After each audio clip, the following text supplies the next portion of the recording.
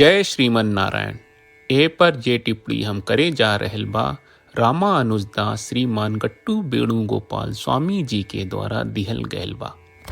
अध्याय 8 अक्षर परब्रह्म योग श्लोक 24। अग्निज्योतिः अहः शुक्लः षण्मासा उत्तरायणं तत्र प्रयाता गच्छन्ति ब्रह्मा ब्रह्मविदो जनाः। गीताचार्य श्री कृष्ण परमात्मा अर्जुन समेत हमनी सबके अक्षर पर ब्रह्म योग सिखा रहल बानी। परमात्मा कहत बाड़न, अर्जुन सुनी हम दिव्य मार्ग के बारे में बात करी जौना में योगी लोग फिर से जन्म लेवे के जरूरत के बिना यात्रा करेला। वही दिव्य पथ के अर्चरादी कहल जाला जौना के फिर से जन्म लेवे के जरूरत नहीं के। ई मार्ग पे वही लोगन के द्वारा यात्रा कहल जाला जे हमरा के ग्रहण करिए आ ब्रह्मानंद आ अनंत आनंद के अनुभव करिए। अर्जुन ई राह पर कुछ देवता निवास करत बाड़न।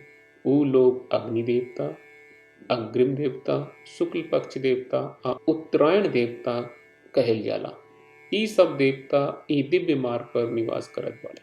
यही से जे हमरा के उपासना करेला आ जे उपयुक्त दिव्य मार्ग पर चली जाला जौना में सब देवता निवास करेला, ऊ हमरा के ग्रहण करिए आ जन्म मृत्यु के चक्कर में कबहू न लौटेला। यही तरह श्री कृष्ण परमात्मा हमनी के ओ राह के बारे में बता रहल बाड़न जौन राह पर श्री कृष्ण परमात्मा आ परम श्रीमन नारायण के बोध करावे वाला योगी वहीं के प्राप्त करिए आ ब्रह्मानंद शाश्वत आनंद के अनुभव करे खातिर यात्रा करत बाड़े। ये दिव्य मार्ग के बार बार याद करत आ देह छोड़ला के बाद ओ राह पर यात्रा करे की प्रबल इच्छा विकसित कहल आ ई बात के एहसास करत कि ओ राह पर यात्रा करे खातिर श्रीमन नारायण के सामने आत्मसमर्पण कहला योगो बहुत जरूरी साधना बा। श्रीमन नारायण के सामने आत्मसमर्पण करे के प्रयास करत हमनी के श्री कृष्ण परमात्मा के वचन के जैसन बा वैसे ही दोहरावे की कोशिश कहल जाए। अग्निज्योतिः अहः शुक्लः षण्मासा उत्तरायणं तत्र प्रयाता गच्छन्ति ब्रह्मा ब्रह्मविदो जनाः। श्रीमन्नारायण करिष्ये वचनं तव। श्रीमद् भगवत गीता का पूरा सार श्री कृष्ण परमात्मा ने अध्याय 18वें के श्लोक 65 से 70 में 8 काम करे खातिर दिले बाड़े। श्री कृष्ण कहले, हम ओ लोगन से प्रेम करनी जो लोग इन 8 बातन के मान तारे। हम ओ भक्तन के हर तरह से रक्षा करब। श्री कृष्ण परमात्मा के द्वारा बोलल गईल संपूर्ण भगवत गीता सुनला के बाद अर्जुन कहले, करिष्ये वचनम त्वा, जेके मतलब बा कृष्ण मैं वही करब जौन आप कही। यही कारण बा श्री कृष्ण अर्जुन के हर तरह के सफलता आ विजय प्रदान करेले। आई परमात्मा के आपन व्रत देई कि हमनी के ये 8 गौ कर्म के पालन करी जा। ई वचन परमात्मा के देवे से बड़न कौनो पूजा तपस्या यज्ञ नहीं। हम 8 प्रण कहब जौन हमनी के करे के चाहिए। आप सब कृपया इन्हन के आपन दिमाग और दिल में सोची। श्री कृष्ण के आपन वचन देवे के ई तरीका में हमनी सबकी कल्पना करे के चाहिए कि श्री कृष्ण का चेहरा खुशी से चमकत बा और खुशी के एहसास करत बा। जय श्रीमन नारायण। यहाँ हमनी के 8 वादा बा। हमनी के पहला वादा, हे श्रीमन नारायण आपका निर्देश के मुताबिक हम हमेशा तोहार ध्यान करब और तोहार बारे में सोचब। हमनी के दूसर वादा, हे श्रीमन नारायण आपका सलाह का अनुसार हम हमेशा आपका भक्त रहब। हमनी के तीसर वादा, हे श्रीमन नारायण हम आपन सब काम तोहरा सेवा के रूप में और तोहरा संतुष्टि खातिर करब। हमनी के चौथा वादा, हे श्रीमन नारायण जैस की आप माने के कहले रहलू, हमरा बहुत विश्वास बा कि हम आपके होई और हम हमेशा आपन दोनों हाथ जोड़ के आपके नमस्कार करब और आपकी पूजा करब। हमनी के पांचवा वादा, हे श्रीमन नारायण हमरा के तोरा बात माम एकम शरणम ब्रज 1866 याद कहले, जहाँ आप हमरा के आपन का अर्पित करे का कहा। श्रीमन नारायण मैं हमेशा तोहरे शरण में रहा। हमनी के छठवां वादा। हे श्रीमन नारायण, हमरा के तोहरा बात माँ सुचहा 1866 याद कहले कि आप हमनी के शोक ना करे का आश्वासन दे रहे बड़े, हम अब और शोक ना करब। हमनी के 7वां वादा। हे श्रीमन नारायण, आपने हमरा खातिर श्रीमद् भगवत गीता के वितरण करके हम सबके कृपा कहले और आशीर्वाद दहले बा। हम वादा करत बानी कि रोजाना कम से कम एक श्लोक पढ़ब या सुनब। हमनी के 8वां वादा।